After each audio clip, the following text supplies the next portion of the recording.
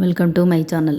ఈరోజు నేను మీకు ఈ వీడియోలో స్వీట్ పొటాటోని చుక్క నీళ్ళు లేకుండా యమ్మీగా టేస్టీగా ఎలా ఉడికించాలో చూపిస్తాను.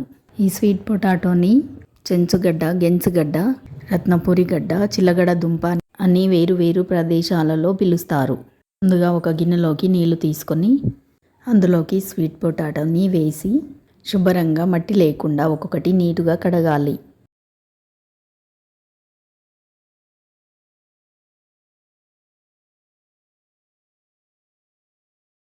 ఇవి గిన్నెలా పట్టకుండా పెద్దగా అనిపిస్తే రెండుగా కట్ చేసుకోవాలి.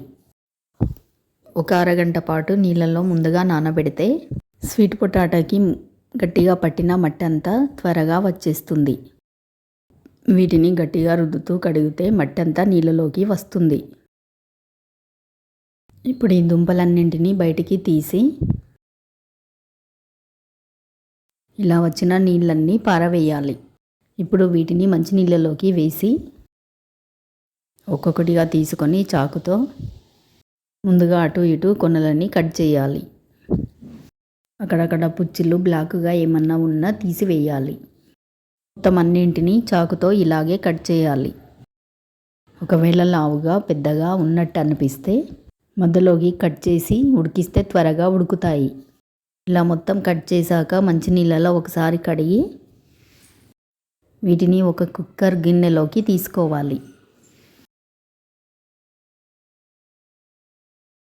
లోకి 1 to 1.5 టేబుల్ స్పూన్ బెల్లాన్ని వేసి రుచి కోసం 1/2 టేబుల్ స్పూన్ సాల్ట్ వేసి 2 టేబుల్ స్పూన్ నెయ్యి వేయాలి. వీటిని మొత్తం అంతా కలిసేలా స్పూన్తో కానీ ఇలా కలపాలి, లేదా ఇక్కడ చూపించిన విధంగా ఇలా కలపాలి. చూడండి, ముక్కలకు మొత్తం ఇలా పడుతుంది. ఇప్పుడు కుక్కర్ మూత పెట్టి స్టవ్ను పూర్తిగా లో ఫ్లేమ్లో పెట్టుకుని కుక్కర్ని పెట్టి ఒక విజిల్ వచ్చే వరకు ఉడికించాలి. ఇప్పుడు స్టీమ్ మొత్తం పోయాక మూత ఓపెన్ చేసి చూస్తే చూడండి, స్వీట్ పొటాటో బాగా ఉడికింది కదా. చూడండి, నీళ్ళు లేకుండా ఎంత బాగా ఉడికాయో. ఇలా ఉడికించుకోవడం వల్ల పోషకాలన్నీ పోకుండా ఉంటాయి. ఇవి ఎంతో యమ్మీగా టేస్టీగా ఉంటాయి. ఈ వీడియో చూస్తున్న వాళ్ళందరూ లైక్ చేయడం మర్చిపోకండి. వీటిని అలాగైనా తినేయచ్చు, లేదా ఇలా పొట్టు తీసైనా తినేయచ్చు. ఇవి ఎంతో టేస్టీగా ఉంటాయి కాబట్టి చిన్నపిల్లల నుండి పెద్దవాళ్ళ వరకు ఎవరైనా సరే ఇష్టంగా తింటారు. ఈ వీడియో మీకు నచ్చినట్టయితే లైక్ చేయండి, షేర్ చేయండి. ఇలాంటి మరెన్నో వీడియోస్ కోసం మా ఛానల్ని సబ్స్క్రైబ్ చేసుకోండి.